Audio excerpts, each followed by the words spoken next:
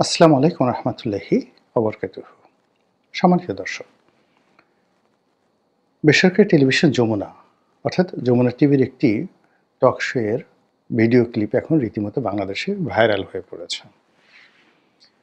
এবং এই ভিডিও ক্লিপের সূত্রে অনুষ্ঠানের উপস্থাপিকা আঞ্জুমান নিকোল, তাকে নিয়ে তুমুল আলোচনা হচ্ছে।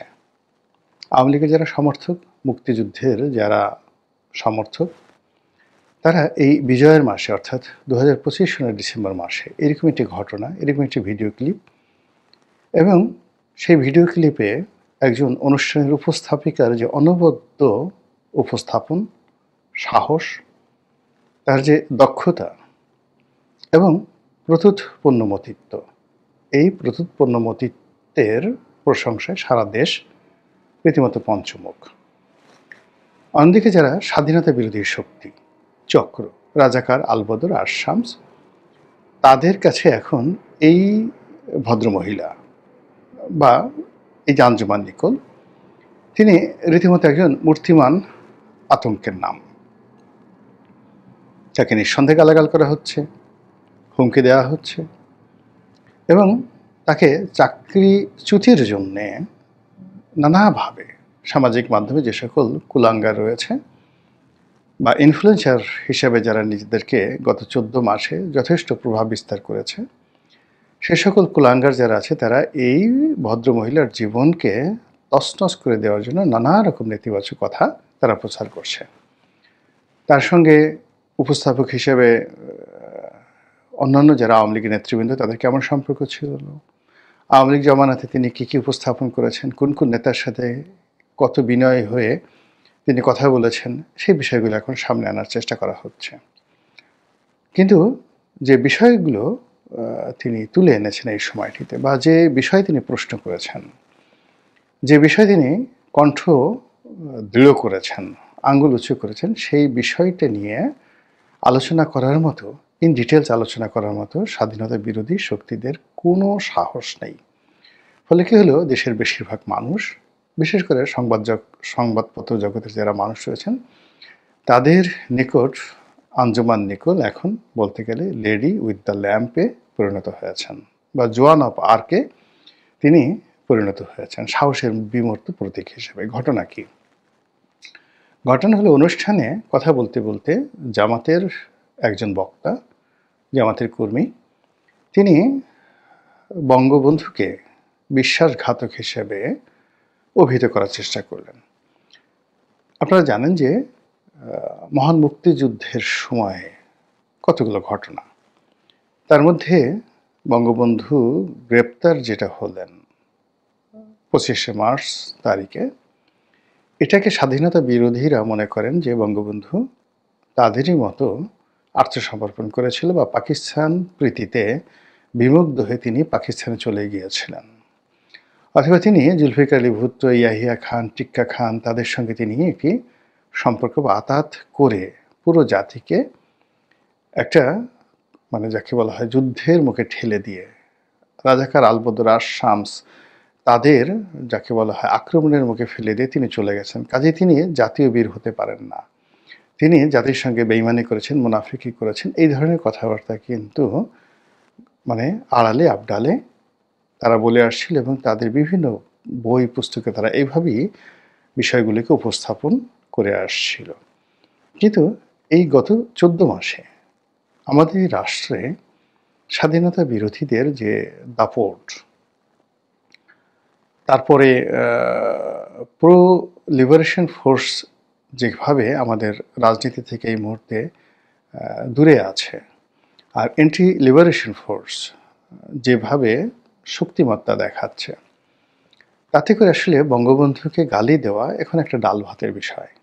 যেখানে বঙ্গবন্ধুর নামকে উচ্চারণ করতে ভয় পাচ্ছে, যেখানে বঙ্গবন্ধুর যে সকল ভাস্কর্য রয়েছে ভেঙে চুরে চুরমার করে দেওয়া হচ্ছে, যেখানে সে সকল ভাস্কর্যের যে বঙ্গবন্ধুর মাথার অংশ, যেটাকে খুলি বলা হয়, সেটিকে ভেঙে সেই খুলির মধ্যে মনুষ্য বিষ্ঠা দিয়ে তারপর সেই খুলি ফেলে দিয়ে পৈশাচিক নৃত্য করা হচ্ছে, সেই বাংলায় একজন আঞ্জুমান নিকোল যখন বলেন এই বিজয়ের মাসে বঙ্গবন্ধুকে নিয়ে আপনি যে বক্তব্য দিলেন, তাকে বিশ্বাসঘাতক বললেন, আমি এই মঞ্চে দাঁড়িয়ে আমার যে নোট অফ ডিসেন্ট, আমার যে প্রতিবাদ, সেটা আমি জানিয়ে রাখলাম। It's a history. আপনি এটা যে সাহস, এটা যে শক্তি, এর যে দৃঢ়তা, এর যে আগুন, এটা কল্পনা করা যায় না। যারা ওই দৃশ্য দেখেছেন, মনে হচ্ছিল যে ৭১-এর রণসঙ্গীত বাজছিল। আঞ্জুমান নিকোল যখন এই কথা বলছিলেন, তখন মনে হচ্ছিল যে ৭১-এর যে রণসঙ্গীত, সেটা বাজছিল। ২ নম্বর হলো যে মুক্তিবাহিনীর যে অস্ত্রগুলো, সেগুলো গর্জন করে উঠছিল। গ্রেনেড, বোমা, রাইফেল, এসএলআর থেকে শুরু করে যত রকম অস্ত্র মুক্তিযোদ্ধাদের হাতে ছিল, সেইগুলো ঠাস ঠাস ঠাস ঠাস করে ফুটে যেভাবে হানাদারদের বুক ঝাঁঝরা করে দিত ১৯৭১ সনে নিকোলের সেই কথাগুলো এতটা দুর্বার গতি নিয়ে, দুর্নির্বার গতি নিয়ে স্বাধীনতা বিরোধীদের পাঁজরকে ছিন্ন বিচ্ছিন্ন করে দিচ্ছিল। এবং এখনও সামাজিক মাধ্যমে সেটা যেভাবে ট্রেন্ডিং হচ্ছে, প্রতিটা মুহূর্তে রাজাকার আলবদর আশামস থেকে শুরু করে স্বাধীনতা বিরোধীদের ঘুম হারাম করে দিয়েছে। তো এই হলো নিকোলের ঘটনা। আমি আর এই বিষয় নিয়ে ইন ডিটেলস বলবো না। আমি শুধুমাত্র যে কথাটা বলতে চাই যে এরকম নিকোল হঠাৎ করে তৈরি হচ্ছে কেন? যে আমতারেক একটা সময় ৩২ নম্বর ভাঙার কাজে নিজেকে নিয়োজিত করেছিল, সে কেন এখন মুক্তিযুদ্ধের পক্ষে কথা বলছে?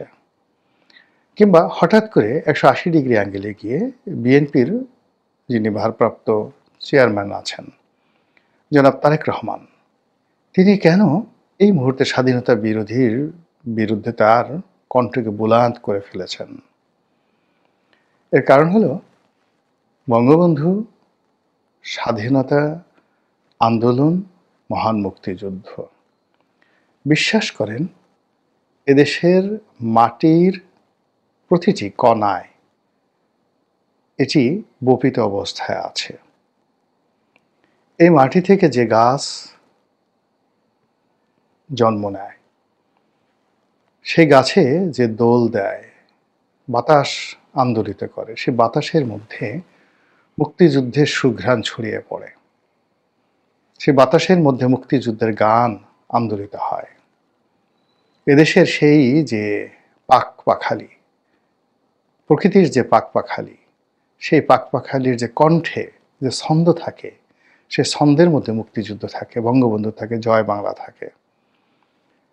আপনি এগুলো কখনোই অ্যাভয়েড করতে পারবেন না। এটাই প্রকৃতির নিয়ম, এটাই প্রকৃতি তৈরি করে দেয়। যে মানুষটি তার জীবনের ১৭টি বছর,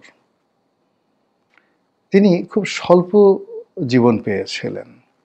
১৯২০ সনে তার জন্ম, ১৯৭৫ সনে তিনি মারা গেছেন, মাত্র ৫৫টি বছর। তো এই ৫৫টি বছরের মধ্যে যদি ১৭টি বছর একজন মানুষ শুধুমাত্র দেশের জন্য, রাজনীতির জন্য তিনি যদি জেল খাটেন, এবং সেই জেল খাটার কতগুলো ধাপ আছে। সেই জেল খাটা তার শুরু হয়েছিল স্কুল জীবনে, যখন তিনি দেখলেন তার বন্ধুদের সঙ্গে পুলিশ অন্যায় করছে, অবিচার করেছে। কেউ তো দাঁড়ালো না, বঙ্গবন্ধু দাঁড়িয়ে গেলেন, অন্যায় হচ্ছে, কিশোর, তাকে গ্রেপ্তার করা হলো। তিনি ঢাকা বিশ্ববিদ্যালয়ে পড়ছেন, ছাত্র। আমরা তো সবাই ঢাকা বিশ্ববিদ্যালয়ে পড়েছি, শুধু খেয়েছি আর হেগেছি। কিন্তু তিনি ঢাকা বিশ্ববিদ্যালয়ে পড়াকালীন অবস্থায় ওই যে বিভিন্ন হলের কিংবা রেজিস্টার বিল্ডিংয়ের, কলা ভবনের, সায়েন্স অ্যানেক্স বিল্ডিংয়ের যে সকল তৃতীয় এবং চতুর্থ শ্রেণীর কর্মচারী মানবেতর জীবনযাপন করছিলেন, তারা হঠাৎ করে আন্দোলনে নামলেন। সেই আন্দোলনে নেতৃত্ব দিলেন বঙ্গবন্ধু শেখ মুজিবুর রহমান, এবং সেই কারণে তিনি জেলে গেলেন। এবং ৫২ ভাষা আন্দোলনের সময় তিনি এই কারণে জেলে ছিলেন।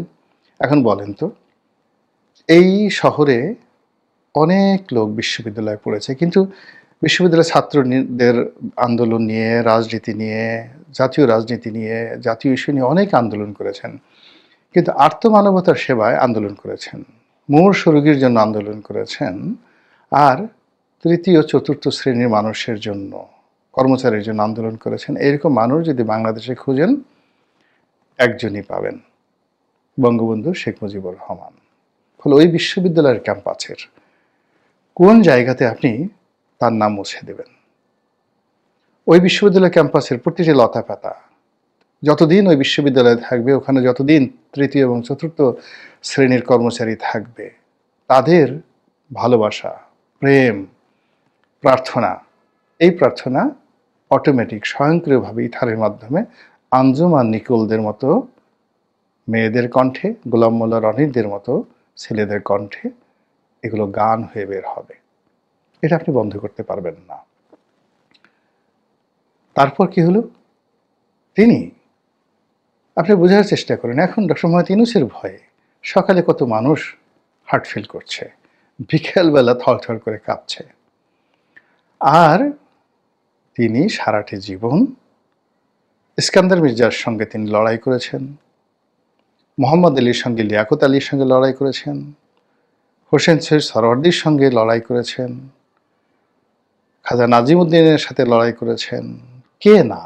ইয়াহিয়া খান, টিক্কা খান থেকে শুরু করে কার সঙ্গে বঙ্গবন্ধু লড়াই করেননি? এবং প্রত্যেকবার তিনি জেলে গেছেন, এবং জেলে গিয়ে কখনো তিনি হাউমাউ করে কাঁদেননি। প্রত্যেকবারই তিনি জেলে গিয়ে এক একটা ইতিহাস তৈরি করেছেন, আর সেই ইতিহাস তৈরি করে জেল থেকে বিজয়ীর বেশে বের হয়ে নতুন আরেকটি ইতিহাসের পাদপীঠ তৈরি করেছেন। সেই মানুষ কেন ৭১ পালাবেন? কেন আত্মসমর্পণ করবেন? এই কথা যারা বলে, মূলত কাপুরুষ যারা, অপদার্থ যারা, জ্ঞানপাপী যারা, এবং একেবারে যাকে বলা হয় পাপে পাপে যাদের মনোমস্তিষ্ক জর্জরিত হয়ে গেছে, তারা কেবলমাত্র এইরকম একজন বীরকে এই কথা বলতে পারে, সে পালিয়ে গেছে। বোঝার চেষ্টা করুন, এই শহরে তো বহু মানুষকে গ্রেপ্তার করা হয় এখনো পর্যন্ত, বা আমাদের এই সমাজে বহু মানুষকে হত্যা করা হয়। হত্যা করার পর ধরুন একটা পরিবারের যখন কাউকে নির্মমভাবে খুন করা হয়, সেই দৃশ্য দেখে পরিবারের সকল মানুষ মুহূর্তের মধ্যে ভারসাম্য হারিয়ে ফেলে। ৭৫-এর 15ই আগস্ট যখন বঙ্গবন্ধুকে তারা গ্রেপ্তার করতে আসলো, তাদের মূল টার্গেট ছিল বঙ্গবন্ধুকে গ্রেপ্তার মানে হত্যা করা নয়, তারা বঙ্গবন্ধুকে নিয়ে যেতে চাচ্ছিল অক্ষত অবস্থায় ক্যান্টনমেন্টের মধ্যে। That was their master plan. কিন্তু ঠিক সেই সময়টিতে বঙ্গবন্ধু যখন তাদের সামনে দাঁড়ালেন, এটা ইতিহাস, এটা আমার কথা নয়, ইতিহাস। তিনি যখন দাঁড়ালেন তখন তার হাতে পাইপ, তিনি সেই উইনমোর, সেই তামাকের তৈরি যেটি পাইপ, যেটি টানতেন তিনি ঐতিহ্যগতভাবে ওই সময়টাতে, সেটা তিনি হাতে টানছেন। দৃঢ়তার সঙ্গে তিনি সিঁড়ির মধ্যে দাঁড়িয়ে আছেন। তিনি জানেন যে তার স্ত্রীকে হত্যা করা হয়েছে, লাশ, তার ঘর ভর্তি শুধু লাশ। তার শিশুপুত্র রাসেলকে হত্যা করা হয়েছে, তার পুত্রবধূ, তার সন্তানদেরকে হত্যা করা হয়েছে, এবং দোতলায় লাশের গন্ধ এবং রক্তের গন্ধে পুরো দোতলার পরিবেশে একটা পৈশাসিক অবস্থা তৈরি হয়েছে। তার মধ্যে তিনি দাঁড়িয়ে সাহসের সঙ্গে যারা আততায়ী, তাকে হত্যা করার জন্য এসেছিল, হত্যাকারী, তাদের সামনে সিনা উঁচু করে তিনি বললেন, তোমরা কারা, কেন এসেছো? এত বড় সাহস! এই মানুষটি পাকিস্তান আর্মির কাছে আত্মসমর্পণ করবে, এ কথা বিশ্বাস করেন পৃথিবীর কোনো নির্বোধ প্রাণীও বিশ্বাস করবে না। আর এই ধরনের দুষ্ট বুদ্ধি কোনো হায়না, কোনো সজারু, কোনো শেয়াল কিংবা অন্য কোনো নিকৃষ্ট প্রাণী, তাদের মনোমস্তিষ্কে এই ধরনের নেতিবাচক কোনো কথা আসবে না। আমরা মানুষ এত খারাপ, এতটা অকৃতজ্ঞ, এই অকৃতজ্ঞতার কারণে স্বয়ং আল্লাহ বলেছেন যে ওরা পশুর চেয়েও খারাপ। তো সেই মানুষ আমরা, যারা আমাদের প্রতি আল্লাহর যে নিয়ামতগুলো রয়েছে, সেই নিয়ামতের শুকরগুজার আমরা কোনো কালই করতে পারিনি। ফলে এই দেশের জন্য যে সকল ভালো মানুষ ছিলেন, আমরা সবাইকে অপমান করেছি, সবাইকে হারিয়েছি, এবং নিজেরা এতিম হয়ে পড়েছি। আর এর প্রেক্ষিতে এই সময়টিতে গত 14 মাসে বঙ্গবন্ধুকে নিয়ে যে সকল নিষ্ঠুর প্রচারণা চলছে, যে সকল তাণ্ডব চলছে মুক্তিযুদ্ধকে নিয়ে, ইতিহাস বিকৃতির যে হোলি খেলা শুরু হয়েছে, এই হোলি খেলার মধ্যে হুটহাট করে সেই নুরুল দিনের সারা জীবনের মতো কণ্ঠ ভেসে আসছে জাগোবাহে কণ্ঠে সবাই, যে নিকোল এই সময় যে কথা বললেন তার মুখ দিয়ে এই কথা আসার কথা নয়, কিন্তু এসে গেছে। নিকোল নিজেও জানে না সেই কথা কিভাবে বলল আর কেন বলল। কাজেই আগামী তো দেখবেন যে এরকম আর অনেকের কণ্ঠ দিয়ে হঠাৎ করে এইভাবে আগুন বের হয়ে গেছে, যে আগুনে সকল চক্রান্ত জ্বলে পড়ে ছারখার হয়ে যাবে। মহান আল্লাহ আমাদের সবাইকে হেদায়েত দান করুন এবং হেফাজত করুন। আসসালামু আলাইকুম ওয়া রাহমাতুল্লাহি ওয়া বারাকাতুহু।